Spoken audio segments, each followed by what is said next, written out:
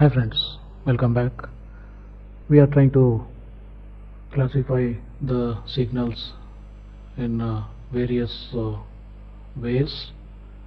After classifying in different aspects, now let us try to classify our signal as even or odd signal.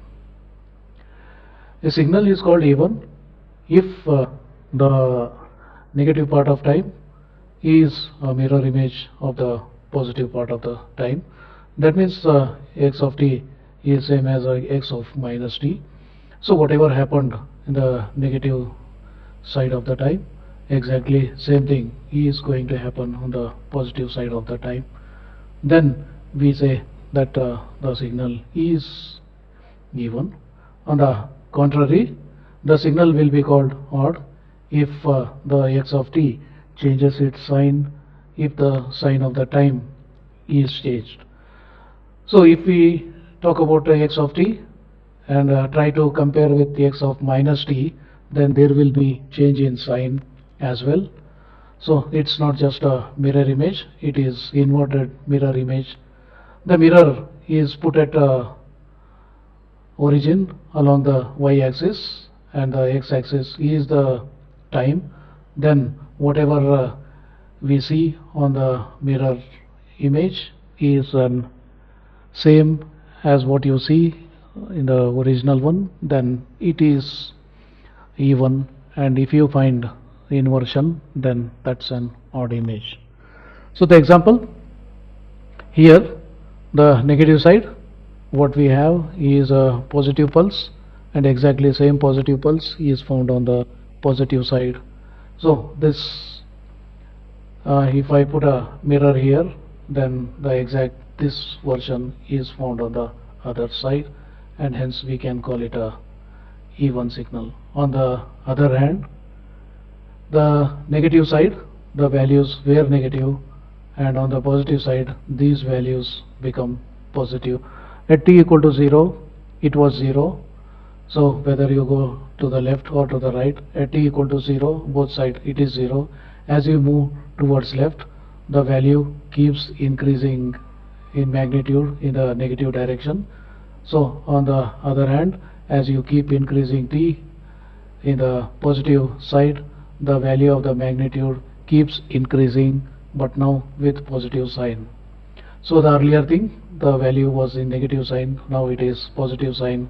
At any value of t, minus t anything, that whatever value we had, its negative version of that will be available at t at that positive t. So any t of minus t1, whatever we have, its negative version is available at t equal to plus t1, then the signal is odd. You can see that the sign change is there. On the negative part of the time, the signal is negative. On the positive part of the time, it is positive, or vice versa, then the signal is odd signal. If they are having same sign on both sides, same magnitudes on both sides, at t equal to minus t1, t equal to plus t1, if they are having exactly same values, then that signal is an even signal. So any signal can be decomposed as a sum of even signal and odd signal. So xe is a even component of the signal x, and xo is the odd component of the signal x. So if this was x, then we find only even component, nothing is odd, therefore odd component will be 0. Whereas if the x is odd, then we get only odd component, even component will be 0. But there can be complex signal which consists of both even as well as odd components. Then finding the even component of that signal as one even signal, and finding an odd component of a signal as an odd signal, and combination of them, because they are mutually exclusive.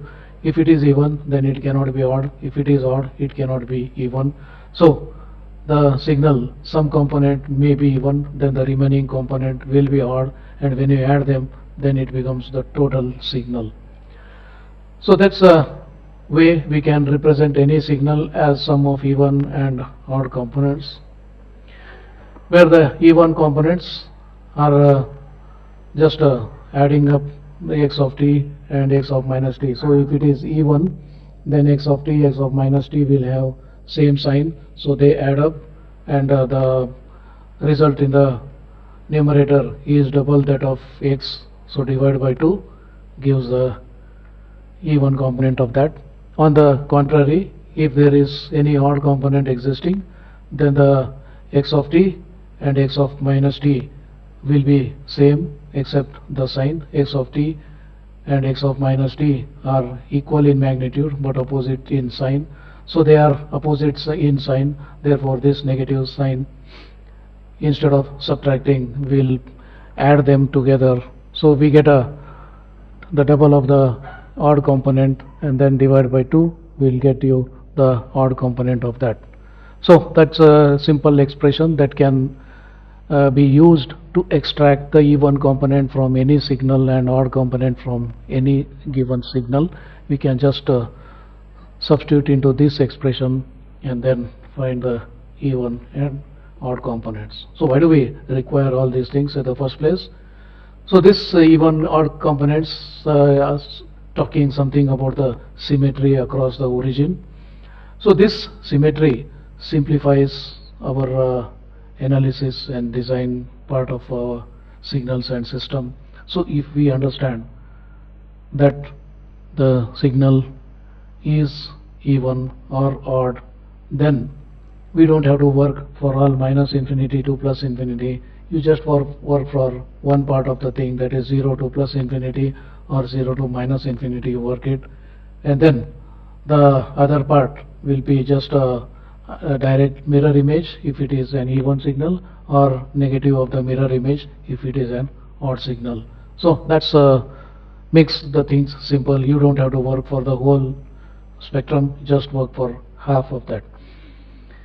And this reduces to the computation when working with transforms. So while we are working with transforms, we do need to compute for the coefficients and all that.